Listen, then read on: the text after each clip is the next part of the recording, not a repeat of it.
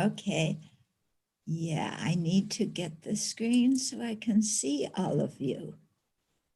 So if people could please turn their video on. I like to see the people I'm speaking to. Otherwise, I just am speaking to a screen, which is not very personal.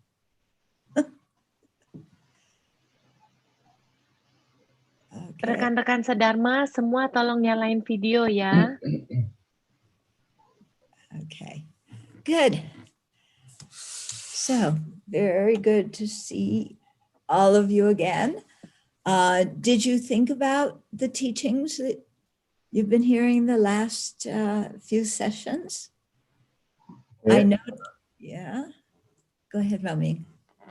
Teman-teman merenungkan apa yang telah dibahas di beberapa pertemuan sebelumnya. I noticed last time when I started to talk about the mind training verses and how to think when you face difficult situations, you all kind of perked up and, was like really interested in this. I'm wondering if you tried to practice it. Saya ingat ketika saya membahas tentang latihan pikiran dan Anda banyak yang terkejut dan saya bertanya-tanya apakah Anda juga turut mempraktikannya. Anybody? Okay. Anyone can answer, please? Yang lain boleh jawab tuh, boleh berbagi. Honorable, maybe I can have a few words here. Okay. The more we learn, the more we aware, the more we realize that so many things that we have to improve in ourselves, and so many things that we have to not only learning, but we also need to practice to make it in action from what we have learned, which is really, I have to be very honest, which is really, really, really very hard. That's why I'm asking if anybody practiced between the time I taught and now. Anybody try and really change their mind using these teachings? Jadi pertanyaannya, apakah kita berkesempatan mempraktikkan ajaran tentang transformasi pikiran ini? Karena ini adalah sebuah ajaran yang membutuhkan praktik dan memang sulit ya untuk dapat dilakukan dalam kehidupan sehari-hari. Because it's really important to try and put into practice in your daily lives what you heard here, because Buddhism isn't just for well, it's nice to listen to, and then after that I'll go do something else. It's really something to try and put in our hearts and put in our lives, because that way we'll really benefit from the teachings and our mind will calm down. Nah, ajaran Buddha itu sesuatu yang bukan hanya enak didengar, habis itu selesai, melainkan ajaran-ajaran yang harus kita terapkan dalam kehidupan sehari-hari, agar kita juga dapat membuat pikiran kita menjadi jernih. Vulnerable, I think I can share you one thing, if you have some time. You can share something. I mean the practice. I mean. Oh, you want me to lead you through? No, I mean I would like to tell you that Vulnerable was asking about whether we have practice or not, and I think I have something to share about the practice. Oh, good. Okay, go ahead. So I've been having, in Indonesia, we have, me especially in my group, we have a program, and we plan to run the program all over Indonesia. And, you're not really clear, Moming. Can you be closer to your mic, maybe? Okay, we are. This is better. Yeah, but not too close. Okay. We have a national program to, let's say, to share to Buddhists about tolerance, religious tolerance. Good. And I'm having a difficulty in one area, in one region in Indonesia, where the leader is not really supportive to the program. And he was like, you cannot do this because of COVID-19. So do not have gathering. And I'm sorry, you can do it online. However, at the same time, he allowed another program to run offline. So you can tell that he was discriminating my program and other program. And then I really feel that sometimes the people, I mean, he and his group is, let's say, quite discriminative because they do not support what I'm trying to do. But then hopefully, I think this verse is really helpful to let's say, to make me realize that he is not an enemy. And Venerable always say that, the Buddhist path or this Bodhisattva path is the other way around. I mean, it's the way we do things, it's very the opposite. So I try to see from his point of view. And I try to, let's say, persuade some people, but in a soft, not in a harsh way. Thank you. Okay, say it in Bahasa Indonesian so everybody else understands. Jadi ini lagi ada program buat moderasi agama ya di MBI. Terus saya menemukan kesulitan karena ada satu daerah yang kurang kooperatif. Mereka mengatakan bahwa ini kan lagi COVID, jadi jangan ada pertemuan tatap muka. Tapi ternyata di lembaga yang lain pertemuan tatap mukanya diizinkan gitu. Jadi kayak diskriminasi lah. Jadi saya pikir alih-alih saya menghadapinya dengan cara-cara yang tidak terampil, saya berusaha lebih soft, lebih pelan ya, mempengaruhi supaya kegiatan ini bisa tetap jalan. Thank you, Venerable.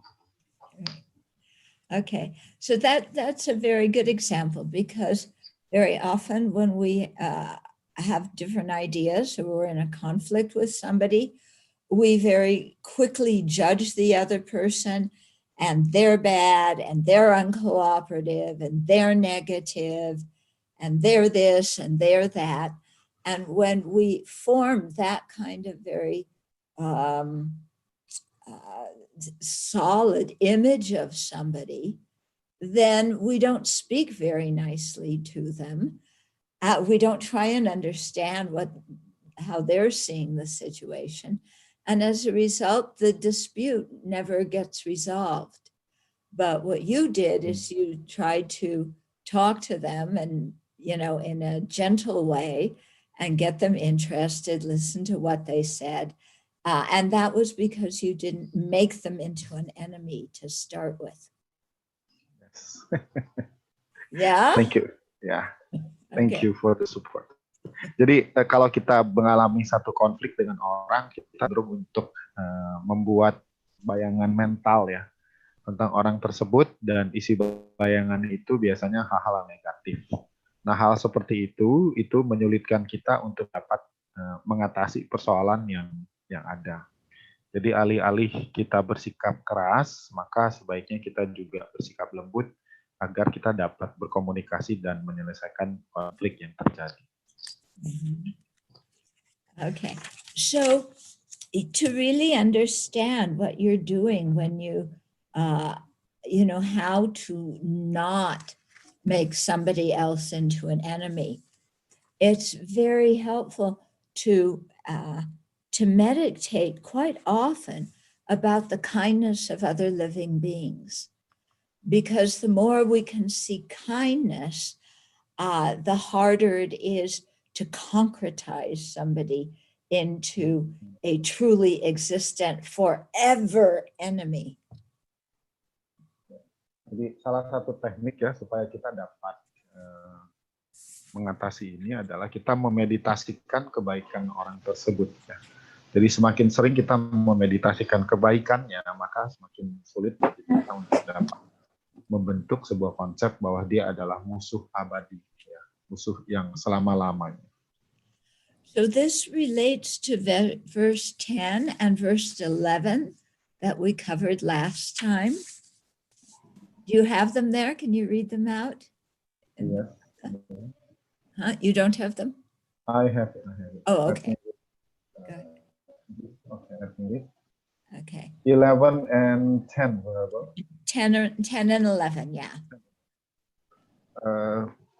When your mothers, ketika ibu Anda yang sangat mencintai Anda sejak waktu yang tanpa berawal sedang menderita, apa gunanya kebahagiaanmu?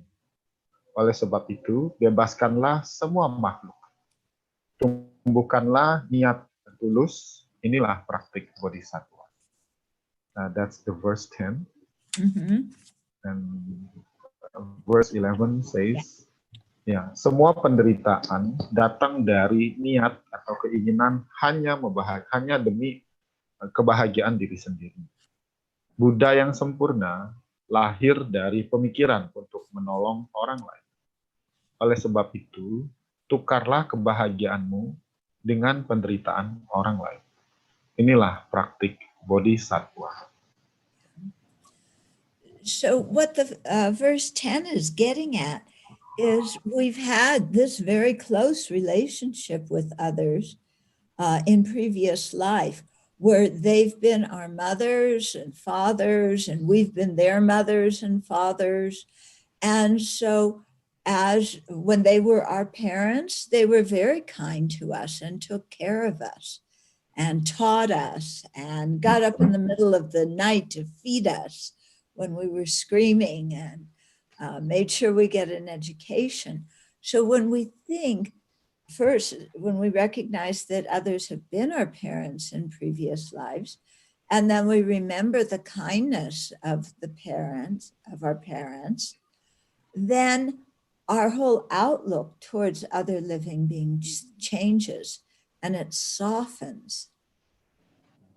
Baik, di kehidupan ini kita memiliki hubungan yang begitu luas ya, khususnya sejak masa yang tidak berawal. Jadi siapapun pernah menjadi ibu kita atau ayah kita pernah menjadi ayah atau ibu bagi mereka. Dan ketika mereka menjadi ibu atau ayah kita, perhatikan bagaimana mereka begitu baik kepada kita. Dan dengan pemikiran ini, maka kita juga akan menjadi lebih lembut ketika berhadapan dengan orang lain. Yeah. So you might say, but all these people, they don't look like my parents, you know.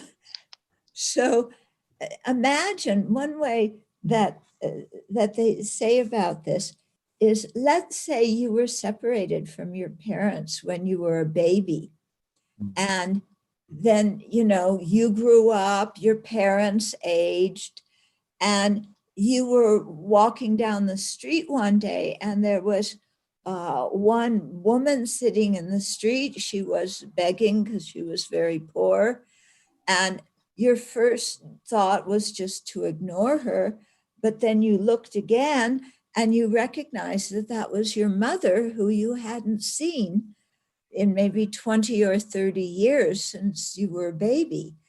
And once you recognize that person as your mother, all of a sudden your whole attitude changes. And, you know, oh, there's your mother sitting in the street, impoverished and hungry. Oh, I've got to do something for her. So the fact that you hadn't seen her in 20 or 30 years doesn't matter at all, because instantly you remember the close relationship and the kindness that you had received from her. And so you obviously want to help. Ya, bayangkan bila misalnya ada orang yang tidak bertemu orang tuanya, ditinggal sejak kecil, dan Seiring perjalanan waktu, 20 atau 30 tahun, Anda besar dan orang tua, di sini contohnya ibu itu, tiba-tiba Anda bertemu dengan seorang perempuan yang sedang mengemis. Awalnya Anda ingin mengacu, lalu tiba-tiba Anda tersadarkan bahwa itu adalah ibu Anda. Nah, ada keterpanggilan dari hati Anda, ya, yang alih-alihnya tadi hanya ingin mengabaikan, tapi Anda ingin menolongnya dari kemiskinan dan kelaparan yang dia sedang alami. Okay, does that make some sense to you? Apakah itu cukup masuk akal? Yeah. So in the same way, people may have been our kind parents in a previous life. We haven't seen them for some time because we've been born in different places in samsara. But now when we see them, if we practice thinking, oh, they were my kind parents, in one lifetime or another, then you automatically feel like you have some close connection to them, and automatically there's a feeling of kindness that you want to express to them. Ya, karena ibu itu mempunyai hubungan yang erat dan dekat dengan kita, sehingga kita ingin mengekspresikan kasih sayang kita kepada dia. Demikian juga dengan begitu banyak makhluk, ya, yang telah menjadi ibu kita, orang tua kita, di berbagai kehidupan yang kita tidak tahu kapan. Nah, karena itulah meskipun sekarang semua makhluk itu bukan jadi ibu kita, artinya sekarang bukan, tapi dalam kehidupan sebelumnya mereka memiliki hubungan yang sangat erat dengan kita, sehingga kita ingin membangkitkan kasih sayang kepada mereka. Yeah. So in the example that you gave, you could have looked at that other man running the session and said, oh, he's so uncooperative. What am I going to do with him? Or you could look and you could say, oh, in a previous life, he was my kind parent. Yeah, so he's not a stranger. And he's actually just like me. He wants to be happy and he doesn't want to suffer. So, let's start talking to him and see how we can work something out. Ya. Jadi dalam kasus ini, Anda juga bisa bersikap tidak suka sama orang itu, atau Anda dapat memandangnya sebagai ibu kita, orang tua kita, dan ini dapat membuat kita membuka sebuah dialog dan mencari jalan keluar untuk persoalan ini. Okay, so we have to keep reminding ourselves like this and training ourselves to see other living beings in this kind of way. And if we practice that, then it becomes quite natural after a while. Ya, dan kita dapat melihat kondisi seperti ini, mempelajarinya, dan kemudian lama-kelamaan kita akan terbiasa. Okay, so last time we covered verse 16. And so verses 12, through 16 and onwards, which we'll cover today, are from this genre of teachings called Mansplaining. And so here we're a special practice is taking difficulties into the path and transforming bad situations into ones where we can practice generating love and compassion and bodhicitta. Ya, jadi bait-bait ini kita sudah bahas sampai ke-16. Ini adalah sebuah praktik untuk melatih pikiran, sehingga kita dapat menggunakan atau menerapkan atau mengatasi persoalan-persoalan, masalah-masalah yang ada dalam hidup kita dan mengubahnya menjadi sebuah praktik untuk dapat kita lakukan untuk mencapai kesempurnaan. Okay, so I'll just go over verse 16 again because we did that in a very quick way last time and then continue on. So verse 16 says, even if a person for whom you've cared like your own child regards you as an enemy, cherish him specially like a mother does her child who is stricken by sickness. This is the practice of bodhisattvas. Bait 16 ini mengajarkan, meskipun seseorang yang Anda sangat sayangi, seperti anak Anda sendiri, menganggap Anda adalah musuh.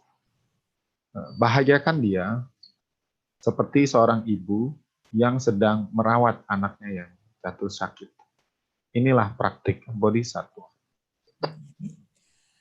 So I think probably all of us have had the experience of somebody that we cared a great deal about turning their back on us and betraying the trust that we had placed in them. Anda mungkin punya pengalaman seseorang yang Anda sangat percaya malah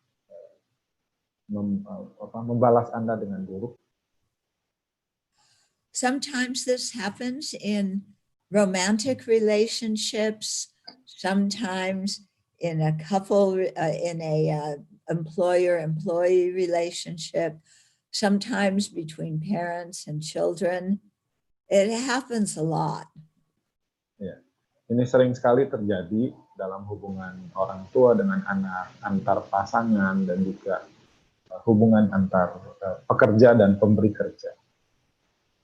And when it happens, we feel so hurt, you know, because here was this person that we cared about and trusted, and they completely broke the trust.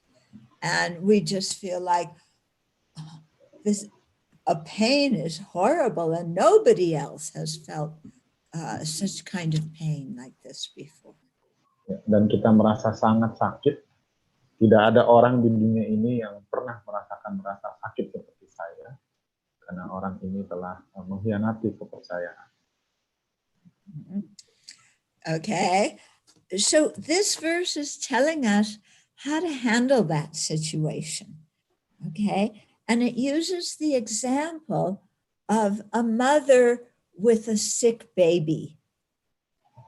Dan syair ini mengajarkan kita cara mengatasinya dengan menggunakan contoh seorang ibu merawat bayinya yang sakit. Okay, so if you were a parent and your child, as a baby, as a toddler, however old they are, they got a fever and they were delirious because of the fever. So they were hitting and screaming and saying they hated you and saying all sorts of things.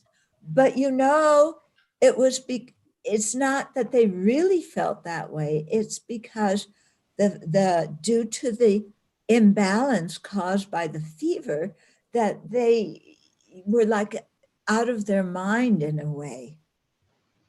Misalnya anak Anda sakit, ya, sakit demam, lalu dia bersikap yang sangat buruk, ya. Dia mukul-mukul, dia teriak-teriak dan sebagainya. Itu terjadi bukan karena dia mau, tapi sebenarnya karena dipengaruhi oleh demamnya, oleh rasa sakit. Okay. Or sometimes you see children throwing temper tantrums. Yeah, and they're just crying and say horrible things to their parents. But you know that the children really love their parents. Yeah, they know it's because of something else that's making them act that way. And so the parents don't take it personally. Yeah, the parents don't go, oh, my child hates me, you know. Instead, they actually have more compassion for the child because they know that the child is sick. Ya, jadi ketika si anak berperilaku yang sangat-sangat buruk, ya, sesungguhnya anak itu tidak membenci orang tuanya, si anak tetap menyayangi orang tuanya. Nah, orang tuanya paham, orang tuanya mengerti, dan itu mereka lakukan, anak-anak melakukan seperti itu karena mereka sedang dalam keadaan sakit. So in the same way, when we're in a relationship and somebody treats us very poorly and betrays our trust in them, to see that they are overcome by the afflictions in their own mind. They're overcome by ignorance, by anger, by attachment. And so they're not seeing the situation clearly. Dan ketika seseorang memperlakukan kita dengan buruk, sebenarnya mereka sedang dikuasai oleh kemarahan, kejengkelan, afliksi, dan sebagainya, sehingga mereka memperlakukan kita dengan buruk. Okay. So instead of getting mad at them, we can have compassion. Ya, alih-alih kita marah kepada mereka, mari kita berwelas asih kepada dia. Okay, we want them to be, we instead cultivate an attitude that wants them to be free of misery. Yeah. Dan kita tumbuhkan niat agar mereka dapat segera bebas dari kesusahan yang mereka alami. And if we think like that, then we don't get angry at them. And also our feelings aren't hurt because we know that they're under the control of ignorance and afflictions. They're not in their right mind. So we don't say, oh, everything's horrible and I'm so mad at that person. They're so miserable. Ya, kita tahu ya, kita sadar bahwa mereka sedang dalam pengaruh ya, afliksi dan ketidaktahuan, sehingga kita dapat memunculkan welas asih, sehingga kita jadi tidak mengatakan, oh orang itu reseh, aduh orang itu buruk banget. Nah, alih-alih kita malah memunculkan kasih sayang kepada dia. Yeah. So it doesn't necessarily mean you go back and have the same relationship with them that you had before. Yeah. But it does mean that at least you prevent that horrible emotional pain and the anger that wants to retaliate. And in that way, we don't create negative karma. Ini bukan berarti Anda kembali ke orang tersebut, tidak ya. Karena ia akan mencegah kita untuk mengalami kepedihan, sekaligus juga mencegah kita untuk punya niat dan bahkan melakukan balas dendam, dan akibatnya kita juga mencegah diri kita untuk melakukan karma buruk.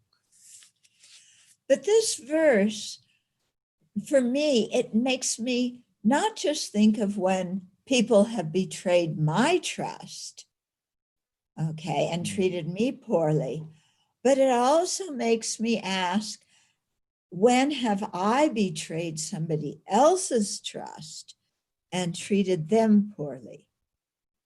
Ya, syair ini juga membuat saya berpikir, apakah saya pernah atau kapan saya mengkhianati kepercayaan orang atau memperlakukan mereka dengan buruk? Okay. Because we also know that when somebody treats us like this, probably in a previous lifetime, or maybe even earlier in this lifetime, we have behaved in a similar obnoxious way, inconsiderate, hurtful way to somebody else. And so it's just karma returning upon us from our own actions.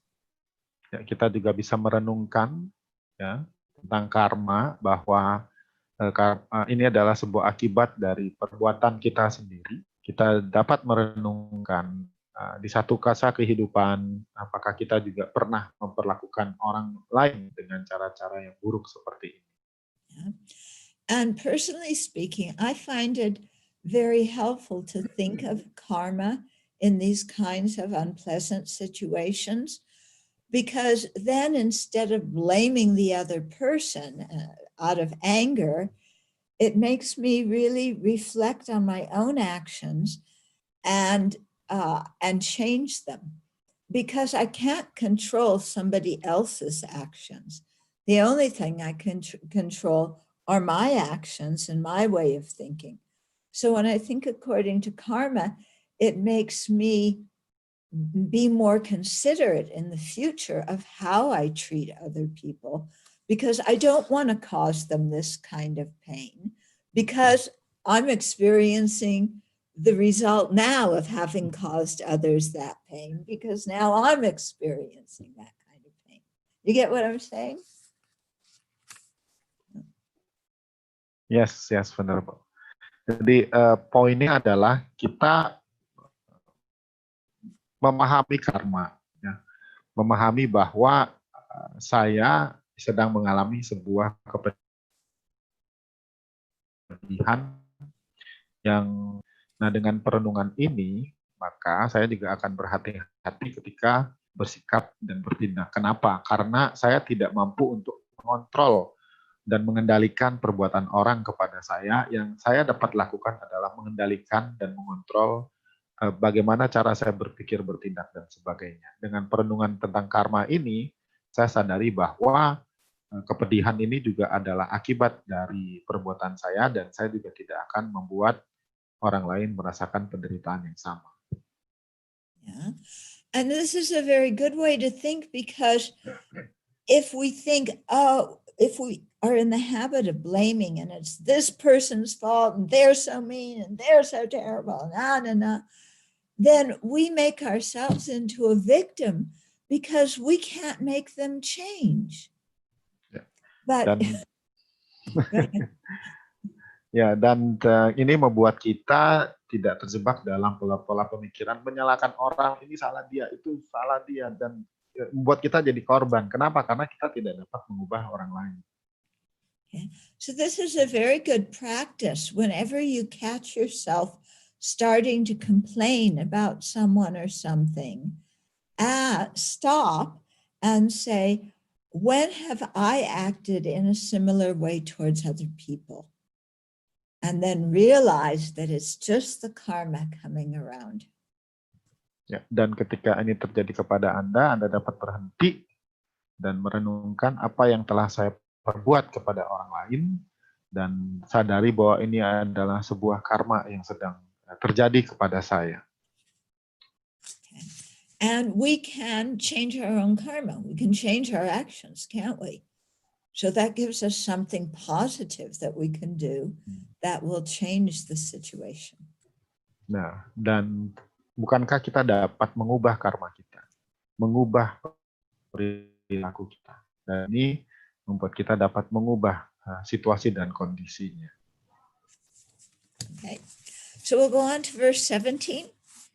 If an equal or inferior person disparages you out of pride, place her as you would your spiritual teacher, with respect on the crown of your head.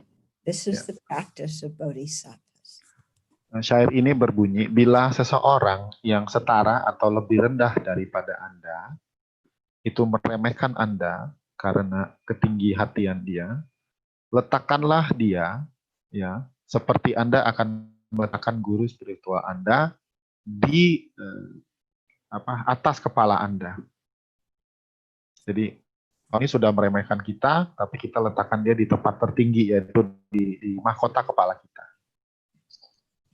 Okay, so let's say, give an example. You're at work, and there's a colleague who you know more about a certain thing at work and how to make it happen, and you have more skill in that area than a colleague. But that colleague is kind of inflated with arrogance and pride, and they come up and start disparaging you and telling you that you don't understand anything about this project, and that they're the ones who need to be the leader because they understand it much better than you are. Ya. Okay. Contohnya di tempat kerja, ya, Anda ini yang paling jago lah, paling terampil. Tapi ada rekan kerja yang, let's say, lebih bodoh dari Anda, dia meremehkan Anda, dia mengatakan kamu nggak cukup dengan saya. Jadi kita tuh direndah-rendahkan sama itu. Okay. Then how do you usually feel? What do you want to do when that happens? I'm sure we've had situations like that. Apa perasaan Anda? Saya yakin pernah mengalami kondisi seperti itu. Okay. We usually get pretty ticked off at them, don't we? We want to put them in their place and tell them to be quiet and that they don't know what they're talking about. Ya, kita mau usir dia, suruh diam aja, kamu tuh nggak tahu apa-apa kok. In other words, we're Yes. getting angry and we want to dump our anger on them, make them feel bad. Dengan kata lain, kita marah, kita mau tumpahkan kemarahan kita kepada dia dan membuat dia merasa buruk. So what does the author of our text, Togme Sampo, recommend? To put the person on top of the crown of your head, which is where we usually visualize our spiritual mentor, to put them on the crown of our head and have a respectful attitude as we would if they were our spiritual mentor. Dan apa saran yang diberikan kepada kita? Ya, bisa kita letakkan orang tersebut ya di atas kepala kita, tempat yang tertinggi, tempat di mana kita membayangkan atau letakkan guru atau mentor spiritual kita di tempat yang tertinggi tersebut.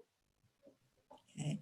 So, of course, this is the opposite of how we want to act, isn't it? Ya, tentu ini adalah kebalikan ya dari apa yang kita ingin lakukan kepada dia. Yeah, which is precisely why it's an antidote to the anger that we feel in that situation. Itulah mengapa syair ini adalah penawar di kemarahan kita di situasi seperti ini. Okay. So I was thinking, as I was reading this verse, I was thinking a little bit of the, because in the US we're having an election. So last week there was a debate between the two vice presidents, or two people who could be vice president. So one was a man and one was a woman, okay? And the women will know very well what I'm talking about here. There's a thing called mansplaining, where men interrupt when women are speaking and they start talking and explaining the situation as if the woman didn't know what they were talking about. Women, have you experienced that? Jadi ini teman-teman cerita kondisi yang perempuan ya mungkin pernah mengalaminya, karena di Amerika ini kan ada debat wakil presiden di masa satunya adalah perempuan. Jadi ketika si perempuan mulai berbicara, maka si laki-laki menginterupsi dan menjelaskan segala sesuatunya, seakan-akan dia jauh tahu. Jadi teman-teman perempuan di sini, apakah Anda paham apa yang saya maksud atau pernah mengalami hal yang sama? Hello, anybody? Hello, anybody? I see some of the men smiling, like maybe realizing they do that. In certain areas, yes, we do that. Yeah. So at this debate, on national television, that's what was happening. The woman was speaking and the man kept interrupting her and trying to talk over her. And when you're a woman, if you try, if you act forcefully and say, be quiet, I'm speaking, then people go, oh, you're terrible. How can a woman speak like that? But this woman, she's a lawyer and she's really sharp. She just looked at him and she said, "Sir, I am speaking." And he kept talking. "Sir, I am speaking. Please let me continue." And she just spoke in that nice voice, but she kept repeating it until he got the message that he needed to be quiet. But it was very nice to see this happen on TV and on the way she handled it very gracefully. Oke, jadi debat wakil presiden ini kan salah satu calonnya perempuan, satu lagi laki-laki. Yang laki-laki selalu menginterupsi. Nah, kalau perempuan kemudian ngomongnya sedikit kasar, ya, sedikit kasar, dan orang-orang kan bilang, kamu kan perempuan, kok ngomongnya kayak gitu. Nah, kebetulan calon wakil presiden ini mampu menyampaikan dengan cara yang halus, dengan cara yang sopan, dan mengulanginya berkali-kali. Jadi ketika dia bicara, si perempuan yang bicara, lawan bicaranya kemudian menginterupsi, maka si perempuan bilang, "Tuan, saya sedang berbicara." Dan berkali-kali mengucapkan itu dengan cara yang halus dan sopan. Dan ini dilakukan dengan sangat indah. So that's an example of how she dealt with the situation, but in a very respectful way. Ini contoh ya, dia mengatasi kondisi tersebut dengan cara yang sopan. Okay. It was funny. I found it quite amusing to watch that. Yeah. But Venerable, the most funny one is the presidential debate. That's terrible. The first one where Trump wouldn't be quiet. Exactly. Yeah. It's very good example to teach our children how not to communicate. Exactly. Go ahead and translate. Jadi kalau Anda tertarik ya, mudah-mudahan masih ada tuh video debat yang pertama ya antara Trump dengan Biden. Itu sangat-sangat kasar ya, sangat kasar. Trump itu selalu menginterupsi dan itu saya bilang adalah salah satu contoh untuk mengajarkan kepada anak-anak kita untuk tidak berkomunikasi dengan cara seperti itu. And what was so strange about that situation is afterwards Trump said, "Oh, the debate went very well. You know, I think I did so well in the debate." But actually everybody is looking at him like he's, you know, a jerk. And he doesn't get it. I couldn't believe.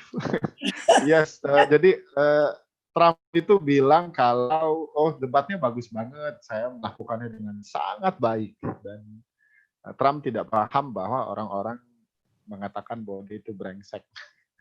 Yeah. Okay. So I find in situations like this, again, I look and I say, have I ever acted like that? Because if I act like that, then, you know, I may be arrogant and think I look really good, but other people are going to be laughing at me. Ya. Dan saya merenung apakah saya pernah melakukan seperti itu, bahwa saya berpikir bahwa saya ini hebat banget, jago banget. Tapi orang-orang di belakang saya malah menertawakan saya. Yeah. Actually, I think President Trump, for me, is an excellent Dharma teacher. I learned so much from watching him. Ya, dan Presiden Trump itu adalah guru Dharma yang bagus sekali. Saya belajar banyak dari memperhatikan dia. No, seriously, he teaches me so much about karma. Yeah. Dia mengajarkan banyak sekali tentang karma. Yeah, and so much about, you know, what bad behavior looks like and what arrogance looks like, and also what the karmic results of acting like that look like. Yeah. So you can watch this whole thing on the news And it's an incredible Dharma teaching.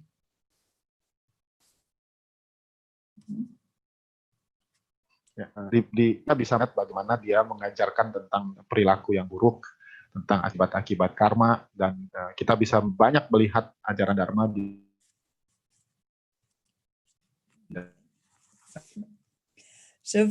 berita-berita. So verse 18, though you lack what you need and are constantly disparaged, afflicted by dangerous sickness and spirits, without discouragement, take on the misdeeds and the pain of all living beings. This is the practice of bodhisattvas.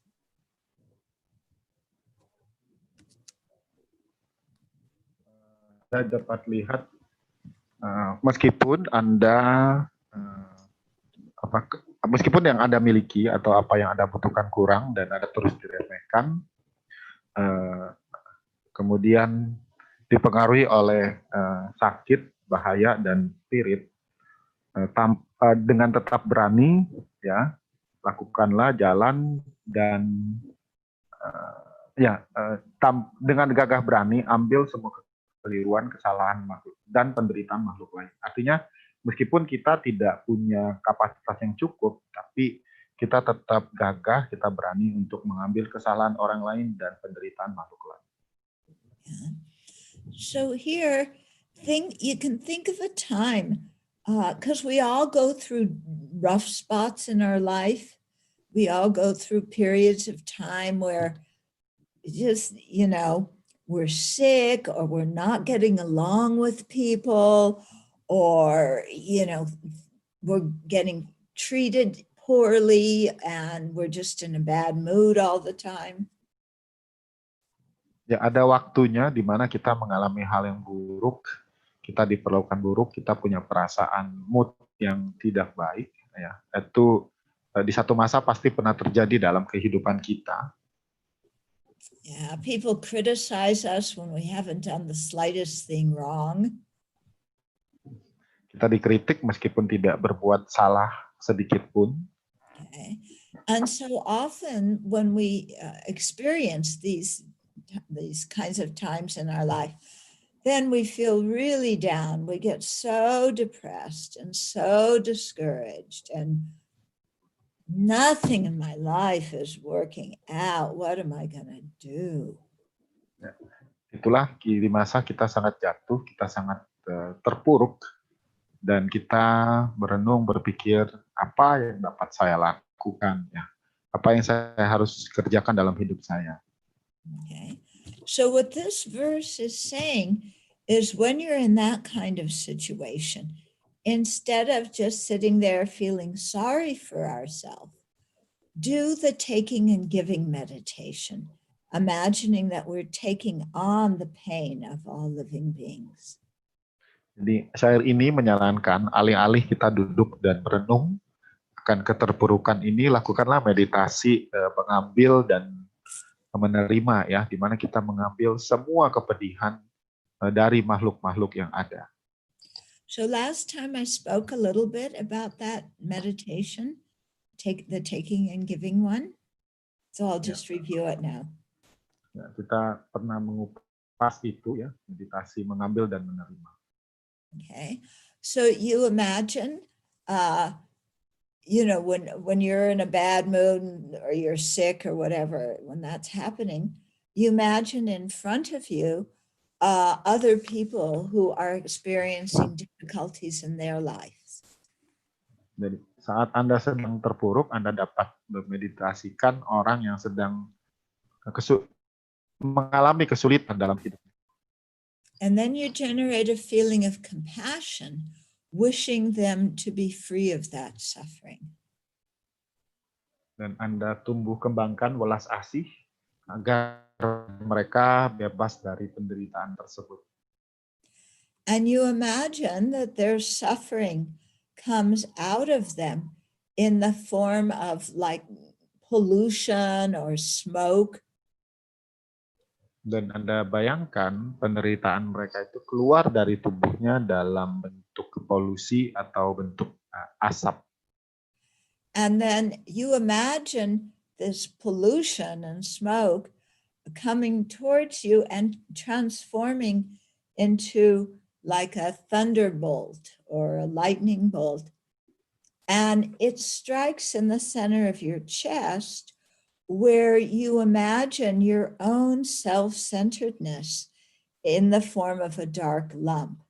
And so when this thunderbolt hits it, your self-centeredness just is demolished.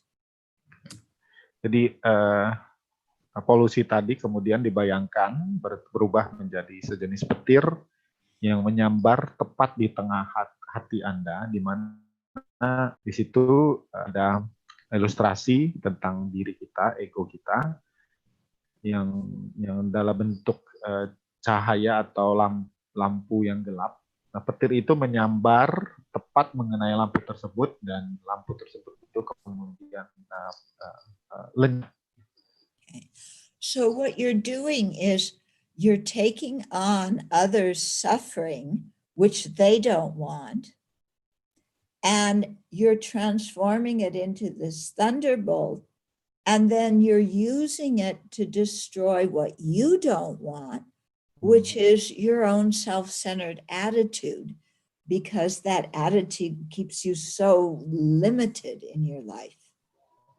Ya, Anda mengambil apa yang tidak diinginkan orang, yaitu penderitaan mereka, dan penderitaannya berubah menjadi petir yang kemudian menghancurkan sesuatu yang juga Anda tidak mau, ya, yaitu sikap egoistik kita yang berlebihan, yang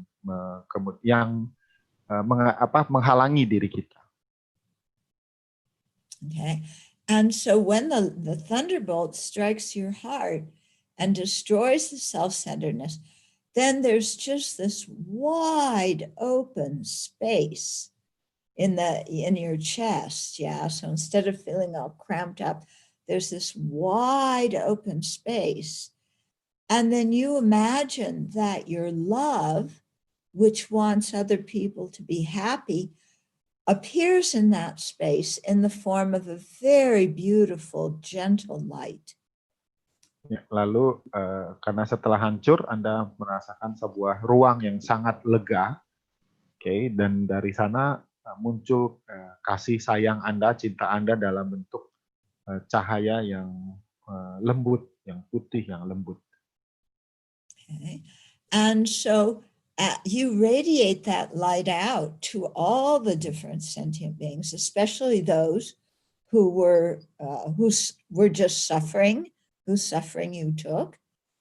And you imagine that you're radiating that light out, and as it touches sentient beings, it's just like their body is healed, their mind relaxes, their depression and discouragement vanish. Dan Anda bisa membayangkan Anda memancarkan cahaya itu ke semua makhluk, kepada orang-orang yang sedang menderita, dan Anda bisa membayangkan bagaimana duka mereka kemudian menjadi lenyap. Okay. And you imagine at that time that you're giving away your body, that your body transforms into whatever other people need, that you're giving away your possessions, and you're even giving them your merit. And you're doing this totally with a mind of love, wanting them to be happy. Dan Anda berikan semua, ya, yang mereka butuhkan, semua kepemilikan, bahkan kebajikan-kebajikan yang Anda sudah kumpulkan. Dan itu dilakukan dengan pikiran bahwa Anda ingin mereka bahagia. And so at the end of the meditation, you feel quite good. You know, you started out in a bad mood, but you generated compassion and took on others' suffering, and then you generate love and give your body possessions and virtue, and you imagine all these sentient beings being very happy and even being transformed into a Buddha. So then you feel very happy. Ya, dan setelah itu Anda akan merasa hangat, Anda merasa bahagia, karena Anda dapat memberikan semua kebutuhan mereka dan mereka dapat bertransformasi sehingga Anda merasa sangat-sangat bahagia. So this is an example of taking adversity or something difficult in our life and transforming it into the Dharma path. Ini contoh bagaimana menggunakan kesulitan atau tantangan dan mengubahnya menjadi jalan Dharma. Okay. Now, when you do the meditation, you can't do it with the motivation of, I'm going to do this so that I feel better, because that's the wrong motivation. You have to do it as a way of training in love and compassion because you really sincerely care about others. Jadi Anda tidak boleh melakukan ini dengan motivasi supaya saya akan menjadi lebih baik. Ya, Anda harus melakukan ini dengan dasar Anda peduli dan ingin membahagiakan orang lain. Okay. It's a good meditation. Try it. Ini meditasi yang baiknya, silakan Anda coba. Okay, then here's verse 19. Though you become famous and many bow to you, and you gain riches equal to Vaishravana. Vaishravana is one of the wealth deities. Okay, so you gain riches equal to Vaishravanas. See that worldly fortune is without essence and be unconceited. This is the practice of bodhisattvas.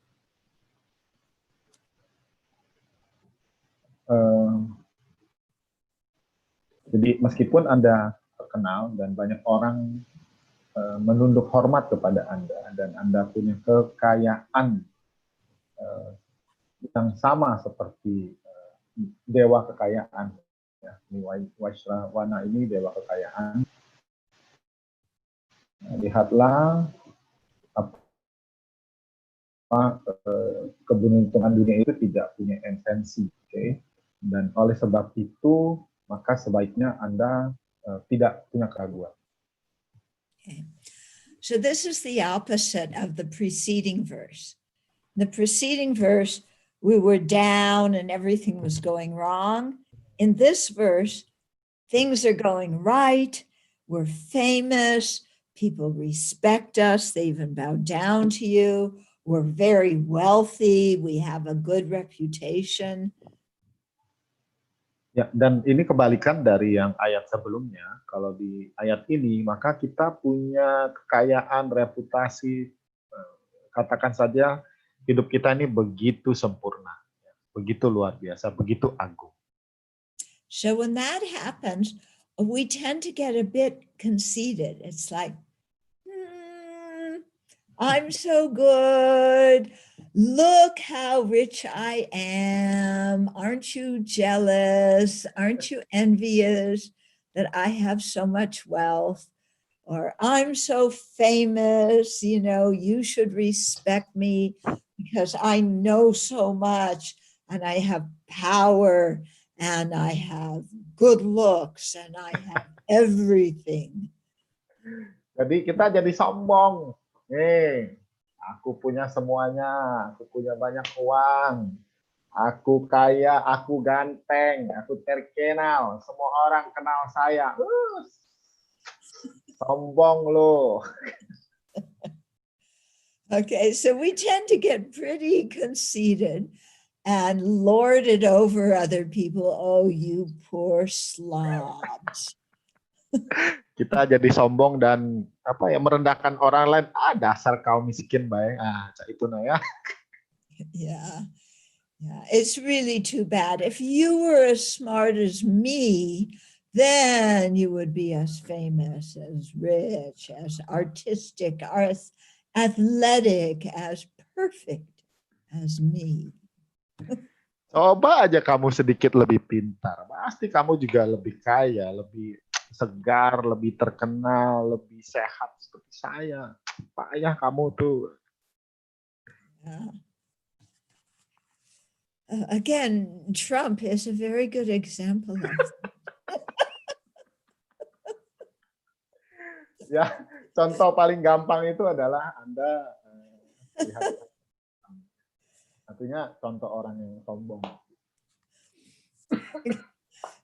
Some people don't like when I say this about the president, but it's true, you know?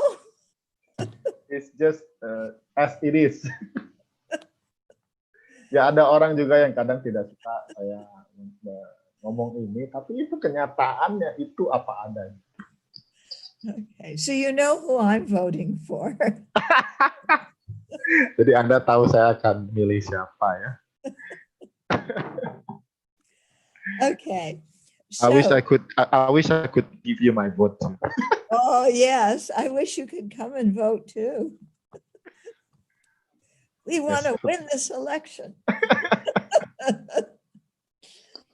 Okay, so what the advice we're getting here is that instead of getting all puffed up, and arrogant about it, to see that all this worldly fortune, at the end of the day, it isn't worth anything. It has no essence to it. Jadi kita renungkan ya, bahwa di akhir kehidupan kita, semua kekayaan itu nggak ada gunanya. Tidak ada esensinya. Ya. So you could have a ton of money, but that doesn't mean you're a good person. Yeah. And it doesn't mean when you die that you're going to have any virtuous karma to take with you to the next life. In fact, sometimes it means the exact opposite. Ini berarti meskipun Anda punya uang yang banyak, bukan berarti Anda adalah orang baik. Dan hati-hati karena malah ini dapat membuat orang membuat karma buruk. Ya. Okay. And, because when we die, all of the wealth stays here. You can't take any of it with you. Ketika kita meninggal, kekayaan kita tetap tinggal di sini. Tidak ada yang dapat kita bawa. Yeah. And instead, your family all fights over who's going to get it. Bahkan keluarga Anda akan berkelahi, ribut untuk menentukan siapa yang dapat harta Anda. True or not true? Betul apa betul? Yeah. This is what very often happens in families, that are wealthy, is after the parent dies and they're all fighting at each other. I mean, Trump's family, this happened, and his niece is suing him and some of her other aunts and uncles. Ya, dan seperti kita tahu di keluarga yang super kaya, ketika orang tua meninggal maka terjadi perebutan harta ya, sehingga terjadi perebutan harta dan dicontohkan ini juga terjadi di keluarga Trump, di mana dia dituntut secara hukum oleh paman, bibinya dan juga keponakan-keponakan. Yeah. We could be very, very famous, but when we die, our fame doesn't come with us. We take rebirth, in another realm. When you're reborn, you have no reputation, you have no money, you're totally broke. Yeah, so all these kind of worldly things, reputation and money and status, they aren't worth anything. Ya, jadi sekali lagi diingatkan, kekayaan, ketenaran itu tidak ada nilai apapun. Jadi ketika kita lahir kembali, kita tidak membawa apa-apa, kita tidak membawa lagi ketenaran yang kita miliki sebelumnya. And what comes out with us instead is the negative karma we created by lying and cheating and bad-mouthing people so that we could get the money and the prestige. Ya, yang kita bawa malah karma-karma buruk dari kita berbohong atau mencuri, curang agar kita mendapatkan kekayaan dan ketenaran tersebut. And from a Buddhist viewpoint, it's much better to live an ethical life and be a kind person and be generous And, you know, if you don't have tons of wealth and reputation and status, that doesn't matter, because at least you don't have any regret in your life for having done negative actions towards other people. Dari sudut pandang Buddhis, lebih baik kita hidup yang biasa-biasa saja, menjalankan sila, ya. Karena itu jauh lebih baik, karena kita tidak ada penyesalan yang diakibatkan dari kita menyakiti orang lain.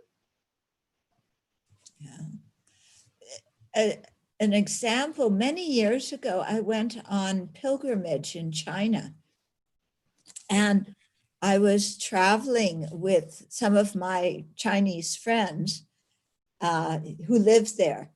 And one day we were going by bus, and we stopped at a little tea store, and we were having tea, and on the wall of the tea store was a picture of the Gang of Four. You remember the Gang of Four that was that ruled, you know, the People's Republic of China? Oh, there was a picture of them, you know, Mao, and I forget who the other three were. Jadi suatu ketika saya dalam ziarah ke Cina bersama dengan teman-teman di Tiongkok waktu itu, dan kami pergi naik bus, dan di tengah perjalanan kami berhenti di sebuah tempat minum teh, dan di dinding tempat tersebut ada foto dari geng, ya, ada 4 geng. Ini adalah sebuah istilah untuk 4 pembesar Tiongkok. Salah satunya adalah Mao Zedong, 3 lagi saya lupa. So when those people were alive, lots of wealth and fame and power, but now they're dead. And my friends, my Chinese friends, looked at that picture and they said to me, oh, now all these people are probably in the hell realm. Saat 4 itu masih hidup, mereka punya semua kekayaan, ketenaran, dan teman Tiongkok saya mengatakan 4 orang itu mungkin sekarang di alam neraka. Okay, so no reason to get conceited over worldly success. It's very maintain a kind, compassionate heart. Jadi tidak ada yang perlu disombongkan dari ketenaran dan kekayaan duniawi. Lebih baik Anda punya hati yang baik. Okay. Then verse 20 says, while the enemy of your own anger is unsubdued, though you conquer external foes, they will only increase. Therefore, with the militia of love and compassion, subdue your own mind. This is the practice of bodhisattvas.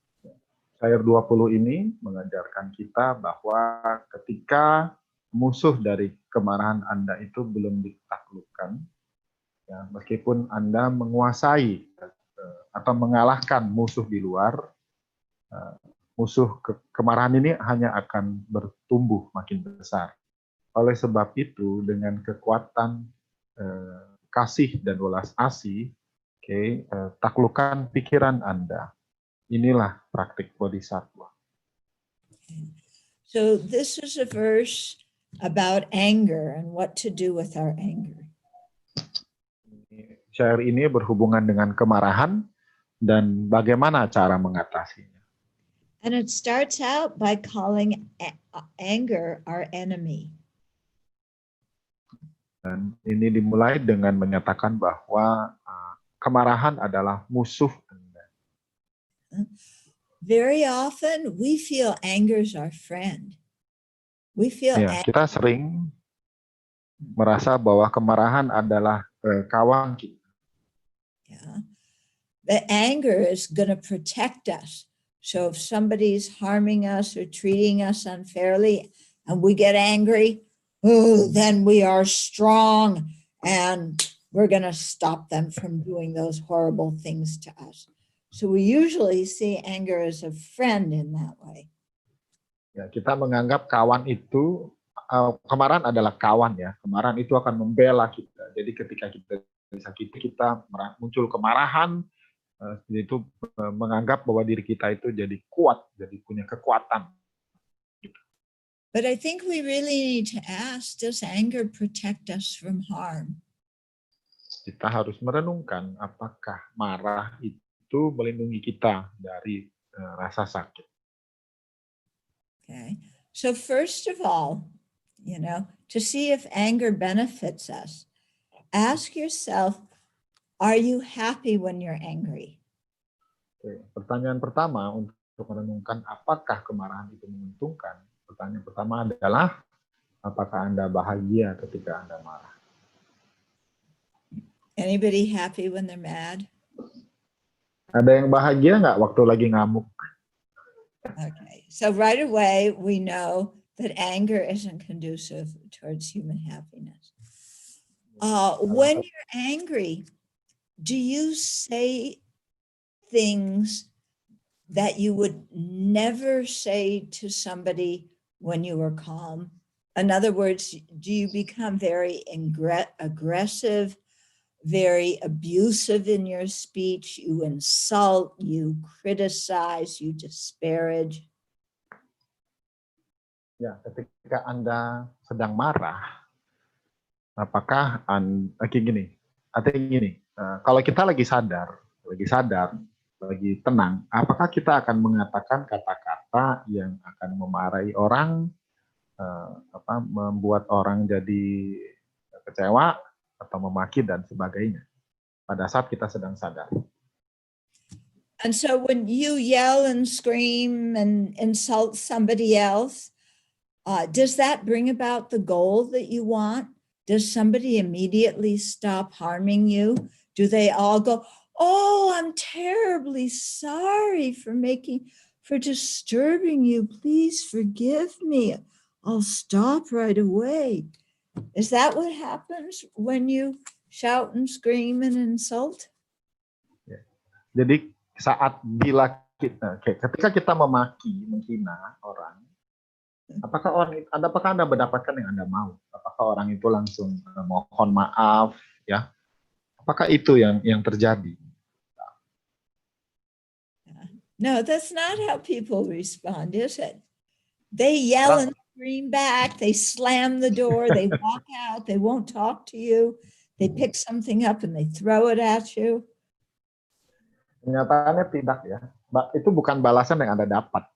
Anda malah dimaki balik, dihina balik, atau bahkan dia melemparkan barang kepada Anda.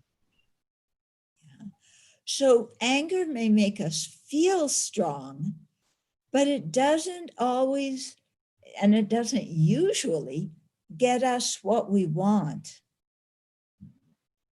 Marah mungkin ya kadang lah membuat kita merasa kuat, tapi tidak serta-merta mampu membuat kita mendapatkan yang kita mau.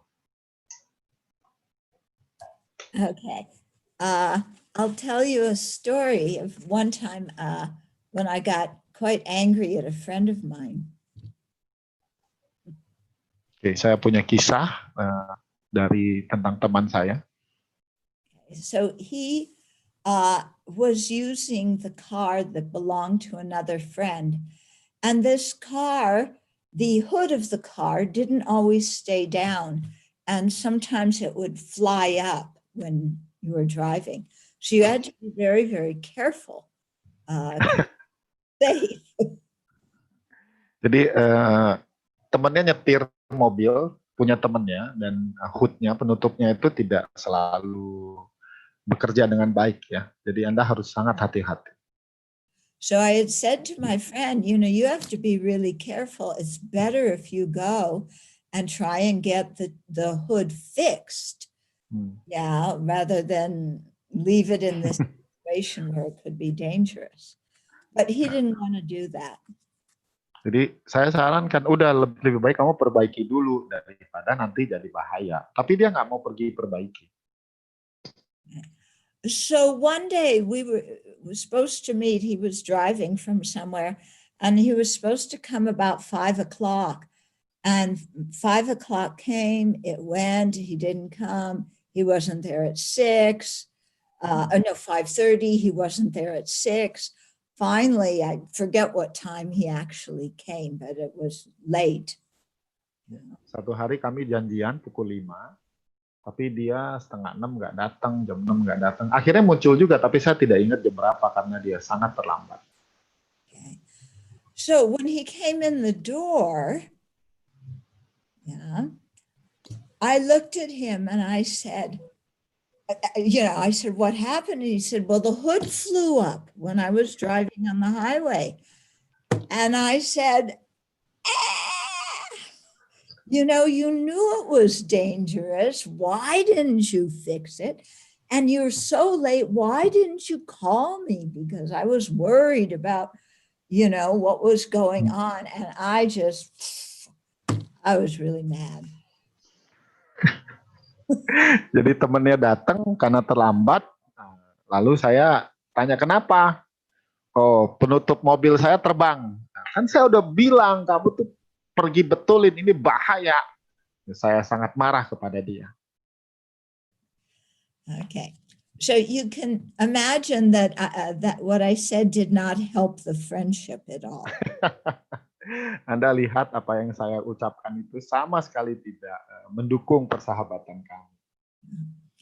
But when I thought about it afterwards, and I asked myself, why did I feel so, get so angry?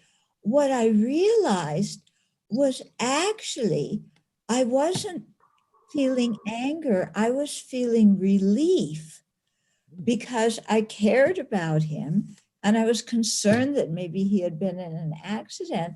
So when he came, I felt like, oh, good, he's safe. But how do I show that? I get mad and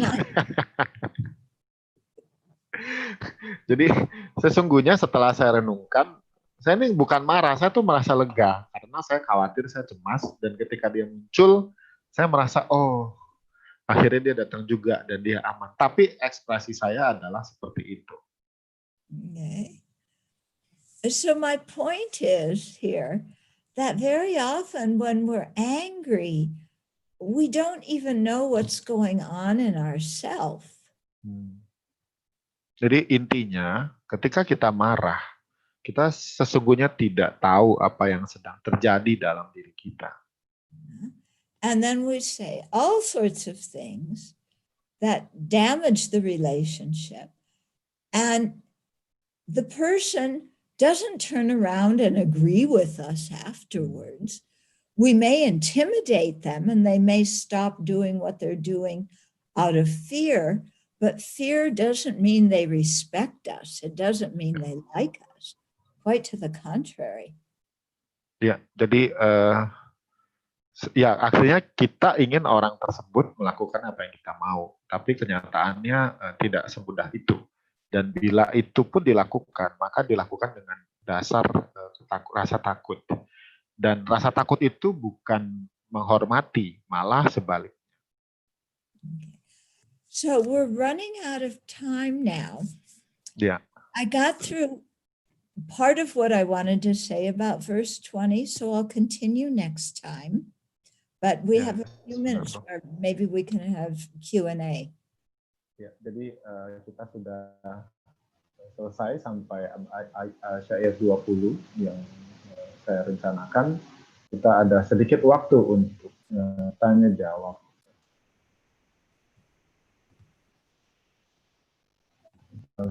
Well, we have questions in the chat room, but it's not quite related with the topic. But let me just read out for you, and let's say if you are willing to answer the questions. Okay. Venerable, could you share point of view regarding why there is no bhikkhuni in the Theravada tradition? That's why I said it's not truly related. Yeah. Well, the lineage for giving the ordination in the Theravada tradition, it died out a long time ago. And although they could, and some Theravada monks and nuns have gone to the Chinese tradition, the Dharma-Guptaka tradition, received the ordination there, and then brought it back to the Theravada countries. So there are starting to be some bhikkhunis there.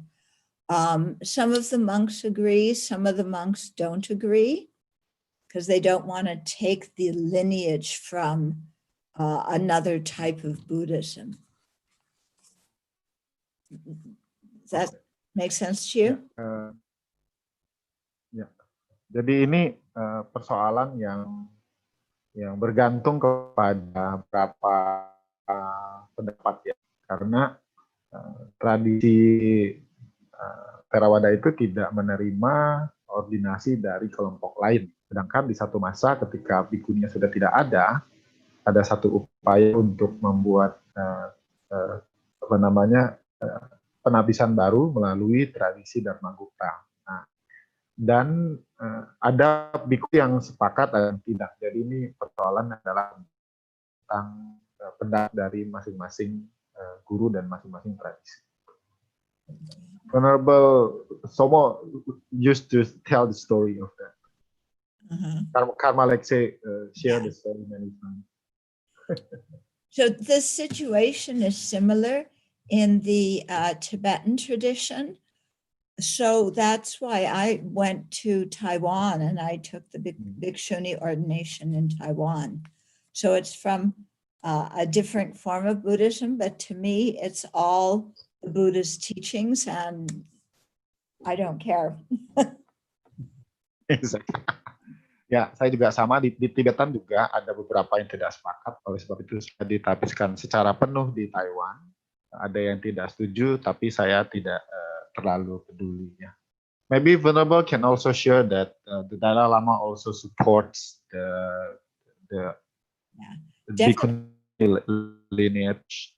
Yeah, the Dalai Lama supports it, but many of the other monks are very conservative.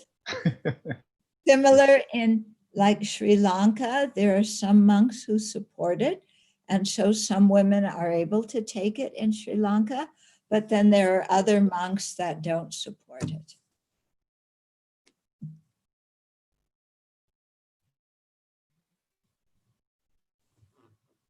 Exactly. In Budayana family, we all tradition. Yeah. I mean, in Indonesia. Yeah, I mean, that's what's really nice about Ekayana is you don't make a big deal about this kind of stuff. Ya, di Indonesia, khususnya di Budayana, yang tadi Venerable nyebut Ekayana, kita memang tidak mempermasalahkan masalah ini. Oke.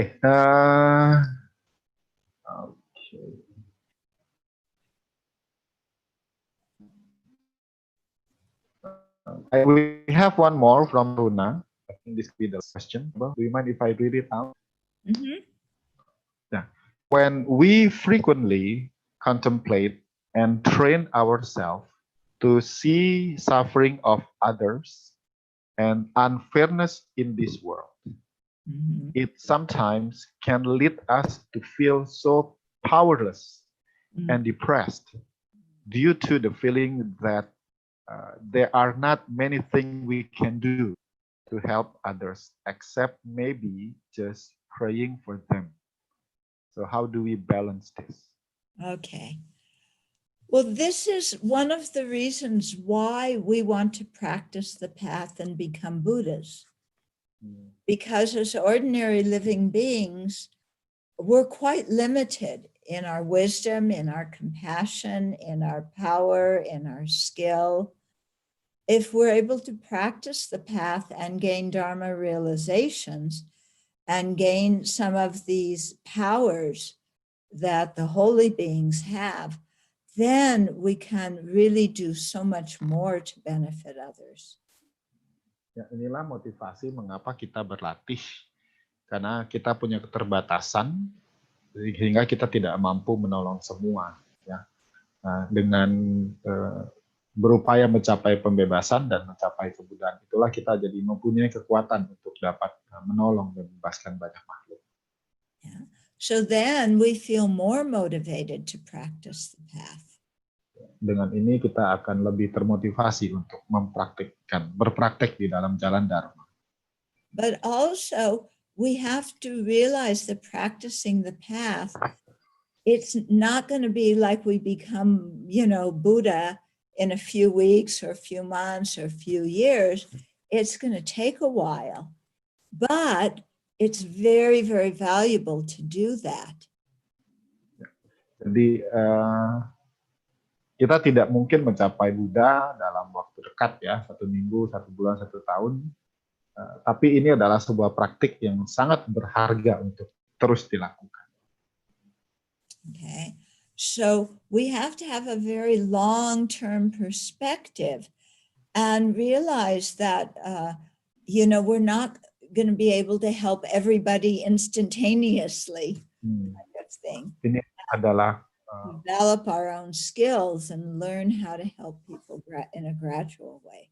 Nah, inilah praktik jangka panjang. Kita juga tidak dapat langsung menolong semua makhluk.